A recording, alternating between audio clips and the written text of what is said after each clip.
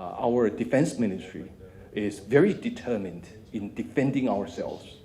We are willing to defend ourselves, and it's without any question. And we will fight the war if we need to fight the war, and if we need to, to defend ourselves to the very last day, we will defend ourselves to the very last day.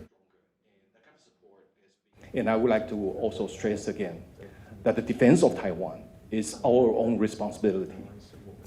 If we are not willing to defend ourselves, we do not have the right to ask other countries to sacrifice for Taiwan. And therefore, we take our own defense in a very serious manner.